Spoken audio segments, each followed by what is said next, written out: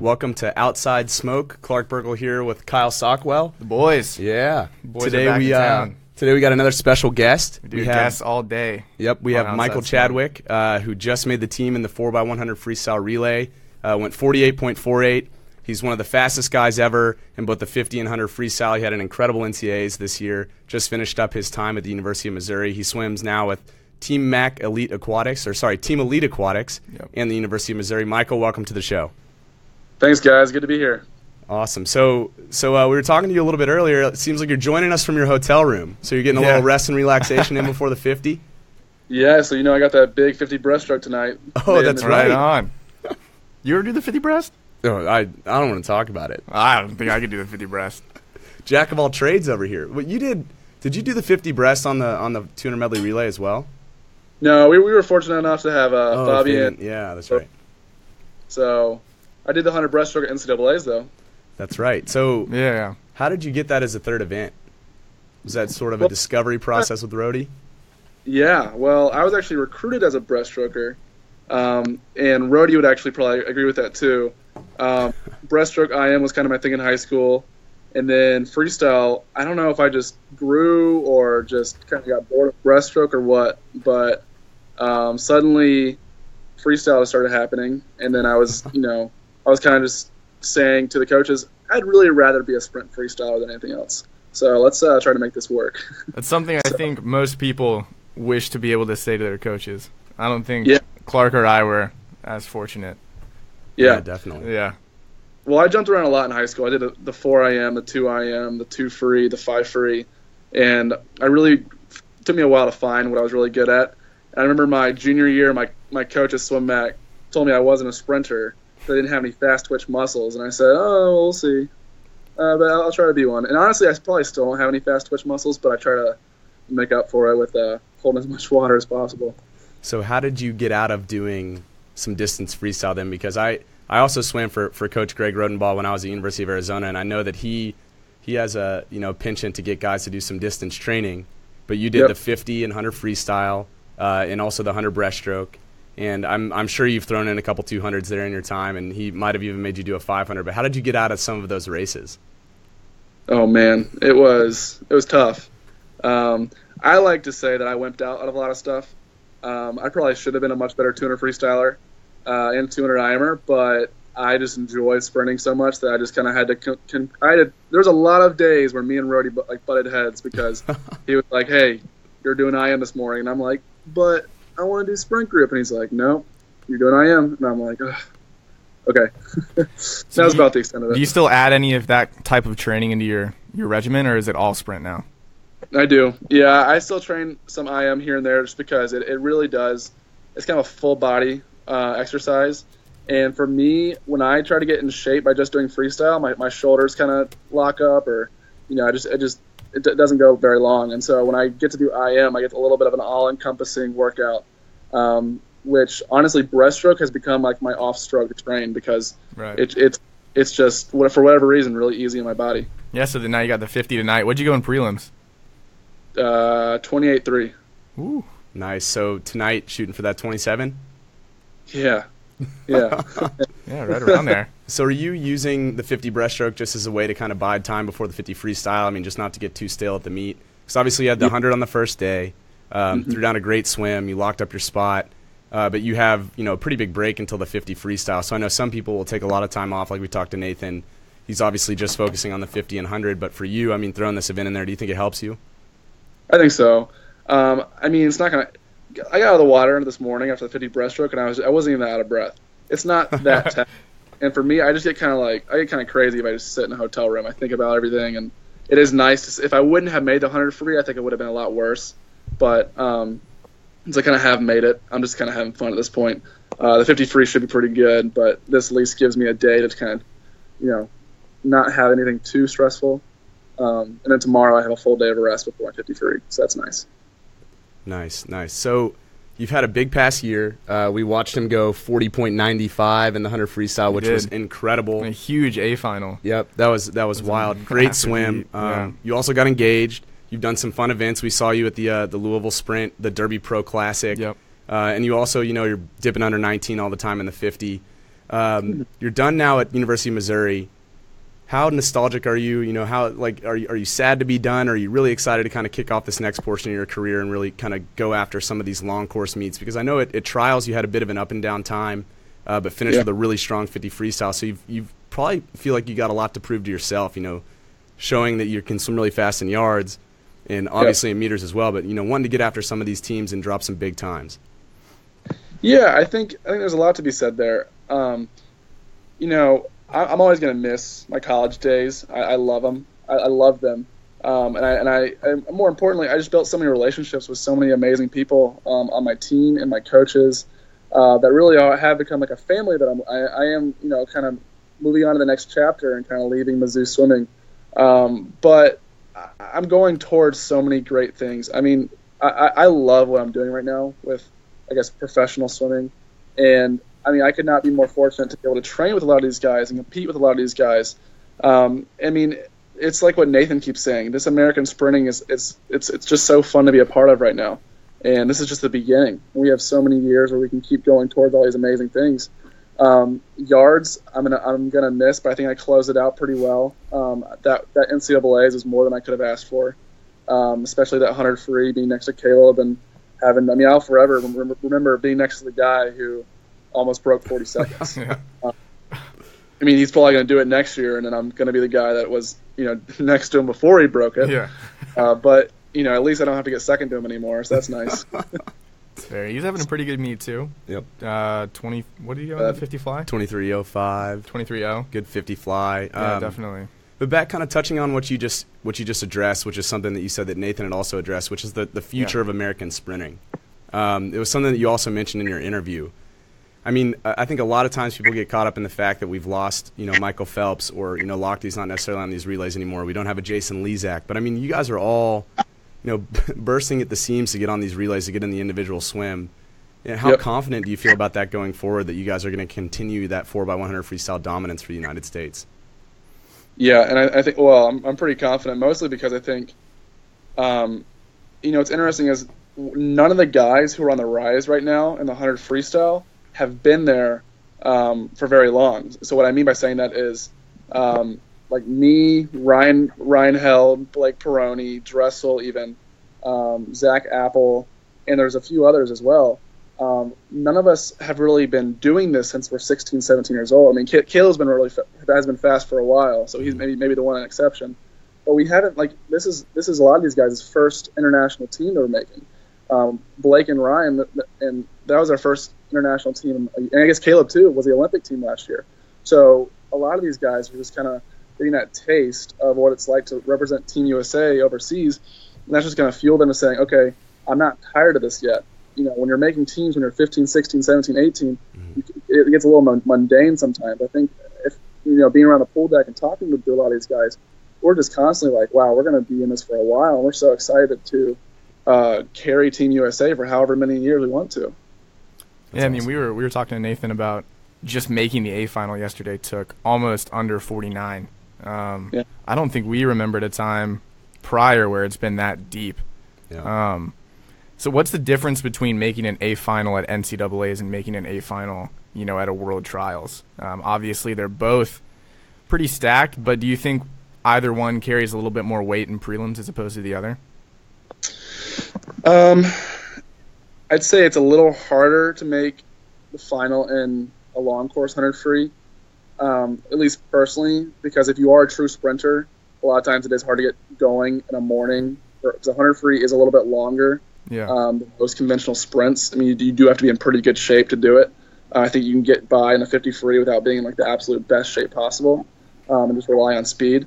And I know, yesterday morning, I almost didn't make it back. I was 8th. Yeah, we saw you outside smoke. You were first at the 50. Yeah, you were 22:81. Yeah. So when you flipped at that wall from lane 8, what was going through your head? Were you are you putting the blinders on? And we talked to Nathan, and he said, I put the blinders on to just swim my race. I mean, is it the same for you? Did you feel pretty relaxed there at the 50, or were you I'm just going to go for it? Yeah, now? Was that the race strategy going into it? Yeah. No, I was pretty confident I was going to flip first. I just said, I really hope that last 25 I I can get home. Coming from a guy that says he's not fast twitch, he knew he was going to flip first. Flipped it at a 22.8, so the 50 definitely going to be an exciting one for sure. Yeah. Yeah, it's looking good. I wish I could say I put the blinders on, but, I had Ryan held right in my line of sight the whole second 50, and I was just thinking, I hope he doesn't touch out. So. Yeah, that was a tight one. So I'm going to change the topic here a little bit. So you're at Team Elite Aquatics. What's that like, man? I mean, that's an incredible team, incredible atmosphere. I mean, obviously, Coach Marsh is taking off now. He's going to UC San Diego. But, I mean, you're there with a ton of big-time athletes. Yeah. So that's got to be awesome training-wise. But at the same time, I mean, you got a lot of people that probably came off the Olympics and might be hitting that Olympic slump a little bit this past year, and that can make it difficult to focus. So I'd love to hear what this past year has been like, or, at least since you finished your college training. So I've been back with them for about month and a half, I think. Mm-hmm. And there's a big mix. We got swimmers from Israel, we got swimmers from Brazil. There's USA guys. There's Ryosuke Iri from Japan. Yeah. Mm-hmm. There's a lot of people who have just had this like overwhelming success. And I mean, sometimes you do see like this Olympic slump that everyone talks about. But what's interesting for me is I like to kind of watch how they're dealing with it, because it's talked about so much, but you never actually get to see the people and how they're actually dealing with, like, hey, like this is the year after the Olympics and there's 3 more years till the next one. How do you handle that? Yep. And a lot of these guys, they handle it really well. And I think what makes it easier is when you handle it as a group of people. And like I didn't get that experience at all. And so like I'm kind of like learning off of these guys and how they're, kind of coming off of this great success, but yet how they're going to deal going the next 3 years until the next one, and keeping that momentum. It's kind of fascinating to watch for me. Like even watching like Kathleen Baker, coming off of such a successful Olympics last year, and then coming in this meet and killing it. Yeah. So it's just, how that has to be mentally so hard to continue that kind of success, because once you're on top, technically the only place you can go is stay or go down. Yeah. And so I can just imagine as an athlete, that's incredibly hard to do.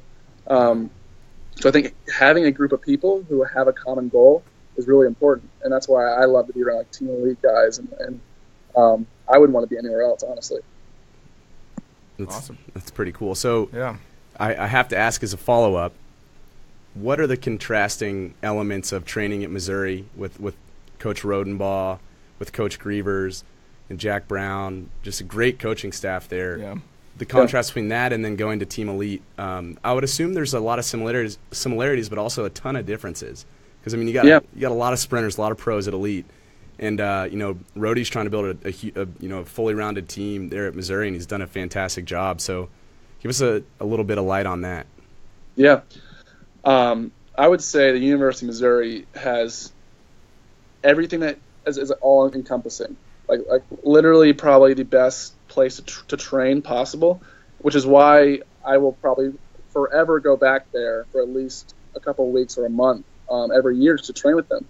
Given what Rhodey has taken to where it is now, it's unbelievable. I mean, the culture of the team has changed.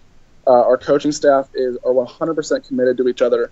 And it's just, I mean, it really is just a positive environment to be around.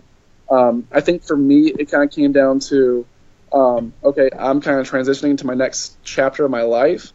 I don't know how well I would do at kind of staying in that college mindset when I need to kind of move to more of a pro mindset.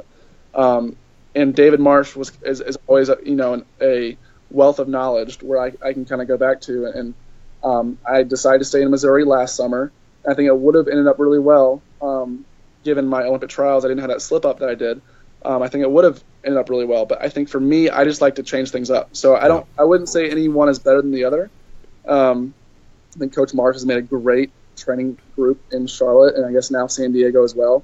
But I think just as similarly, University of Missouri has a great place that what I love is we have debatably one of the best pools in the country at our disposal, where we have it all the time. Yeah. And our weight room's unbelievable. We have a nutritionist and a physical therapist where everything is kind of just, everything kind of like is whatever you need is there. At Team Elite, you don't necessarily always get that. I have to reach out to a weight coach and drive 20 minutes away to a weight coach. Yeah. I have to, find a nutritionist to make sure I'm eating the right things. I have to, get a massage therapist that I don't personally know. And so that's a little difficult, but I think it's more realistic of what I'm trying to do. So I have to learn those things. You can't necessarily stay in the college mindset forever. Yep. So is San Diego in the cards? Yeah, I don't know. Sounds pretty nice. It's going to be unbelievable. I need to talk to him more about just kind of what that means for us. He's given me a pretty good idea. I think what I've kind of gotten from him is he wants me to stay in Charlotte, just because that's kind of where my home is and that's where I'm most well supported.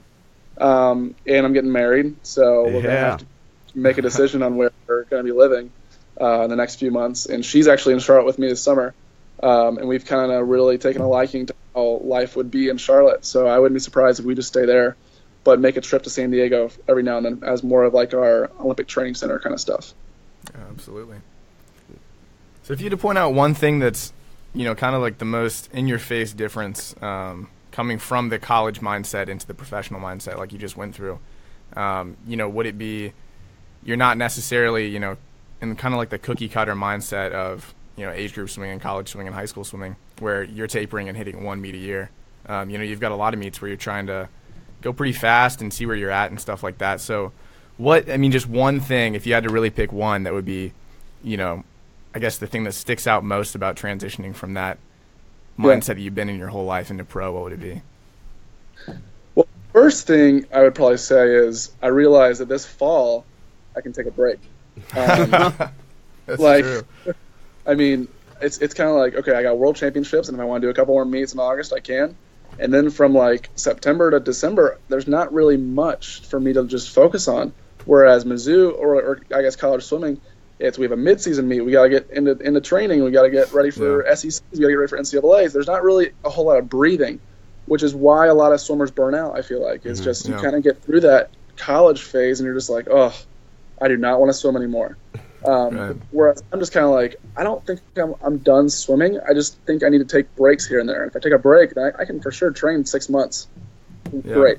Would you say just when you're drawing that out, that's when it gets a little difficult. Would you say the breaks that you're taking are more on the mental side or physical, or both? It can be any of the three. Probably more physical, I would say. I took 7 weeks out of the water after Olympic trials. Yeah. And I definitely felt it. But I think also, but mentally as well, I came back and I really hit the hammer right when I got back. I mean, you can probably talk to the Missouri coaches about that. And I got back there and I didn't really take a break at all. I was 100% in there every single day. It kind of similarly to what happened my sophomore year. After I didn't have the summer I wanted to after my freshman year, I went into my sophomore year and just really cranked it, and I had a great year. And then that's kind of what my mindset was this is my last year. I gotta really hit this. This is the last time I'll ever do something like this. And my dad would always say the same quote to me, just saying, this is your last time ever doing this. Like you want to make sure you remember your senior year and that you don't just let everything kind of slip. Yeah. I really had to make sure that when I look back on my college years, I ended it in a way that says, okay, I gave it everything I had and I didn't take anything for granted. Yeah, there's also just a lot of moving pieces when you're in college too. There's no time to break or take a break mentally because you're in school, stuff like that. So that's some good advice. Yeah, it's awesome. Well, Michael, thank you for joining us today. We're excited to see what you throw down in this 50 breaststroke. Yeah, we'll have our eyes on it. I've got money on 27.9. He's gonna fire some shots out there. I'll go 7.8. So no pressure there. Ooh. But the faster you go, the closer you are to me winning. And then good luck with that 50 freestyle. That's going to be a stacked field, obviously. Yeah. But it seems like you're prepared. You got some great early speed, and you've got to feel like kind of the monkey's off your back as far as you made the team. You're going to be swimming on that relay, but it would be great to see you doing 2 events there. So thanks again for joining us, and good luck moving forward with the meet. Yeah, absolutely. Thanks, man. Yeah, no problem, guys. Thank you. See ya. The 50 breast. Yeah, that's pretty cool. Yeah, it is kind of an event. Like the 50 and the 100 are kind of moving towards the event that the sprinters, sneak into. We see Morozov did it a lot at NCAAs.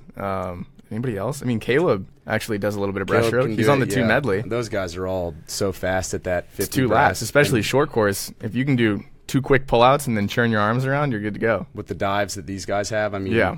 it's I mean, Dressel goes in at incredible like speed. at 10 meters. So Dressel could probably, place top 3 in the 50 breast tonight if he wanted to. yeah, he had a pretty solid 50 fly, to Yeah. say the least, yesterday. He proved he's got some speed. Well, let's like we did yesterday. I'm going to read through the events we got tonight, and I'll let you kind of point out if there's anything in particular that you think that we should watch for. I mean, we've got both the 400 IMs, men's, women's 400 IM. We've got the 100 butterfly.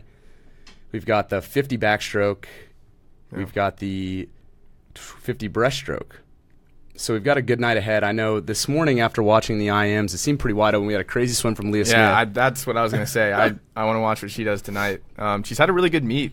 And I mean, a lot of the time she's swimming in that wake of Ledecky. Yeah. But this is I feel like this is kind of her time to just lay it down and say, yo, what's up? I'm here. Definitely. I'd love to see her go like a 34. I think this morning she's 36. she came home close to the minute mark. It'd be pretty sweet to see her do something around there. I don't think I ever came home in a minute in long course 4. That's a tall task. That's because the fly took too much out of me. That's a tall task. But I mean, in addition to that, Kevin's 50 breast this morning was quick. Yeah, that was good. He's he's definitely riding a wave. I think last night he found out what he's made of. I think he, talked to him briefly, and he's like, I don't know why that one meant so much. And we talked a little bit about how he had to kind of fight to get back out on top, and how the heat was so stacked. And so, I think he realized a lot about his character last night, and a lot about how to swim the race. And so I think he's riding that wave. So he just did his own thing. Love to see him continue to do that. He's got a smooth stroke. Just need to turn it over a little bit, and he did that this morning. It's great. Feel free to comment below, whatever platform you're watching this on, and let us know what race you're excited to watch tonight. What about you? What are you excited for? Man, I made that call at the beginning of the meet about the 400 IM men for Chase Kalish. I know this morning he only went 4:13, but I think he was loafing. I hope he was. Yeah. And maybe you won't go that 4:03 here, because I would doubt that he's at full taper, because he knows he's going to make.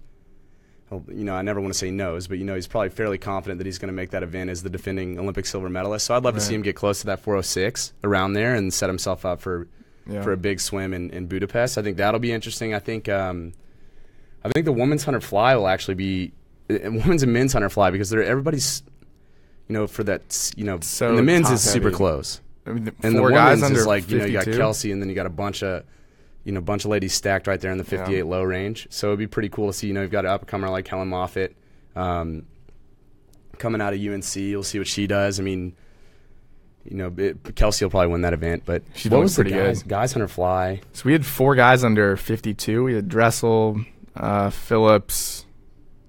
I don't know who else. Shields, I think.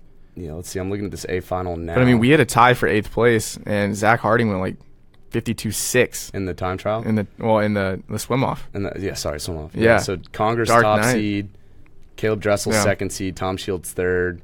Phillips Bunch of 4 guys 51-3 to 51-7. So big time swims, but should be an exciting night. It's just depth on depth on depth of this meet. Exciting night. It's going to be good. Up and comers galore. Depth. Even some bellwether names. Elizabeth Beisel competing tonight for like her millionth world championship team. So seems like it. So it'll be cool to watch that. But got a good night. We got a longer event, and then we got a bunch of sprints. Yeah, great way to balance it. Getting into the middle of it. I got a couple nights to go, but if it's anything like it was the first 2 nights, it's going to be something special again. So, for sure. Great. Awesome. Well, thanks for joining us today. We're going to try to continue to come at you guys with some more updates from athletes as they make the team. Yeah. But until then, enjoy watching the finals tonight. We may be live again tonight. Who knows? Keep an eye on it. Yeah, let us know if you have any comments. Like to keep you on your toes. Predictions. We love the predictions, so keep coming at us with it. Yeah, we typically comment back when we can, so just leave a comment down below. Let us know, who you think's going to win, what race you're most excited for, or just, I don't know, whatever you want to comment. Yep. Awesome. So thanks for joining us. Catch you next time on Outside Smoke. See ya.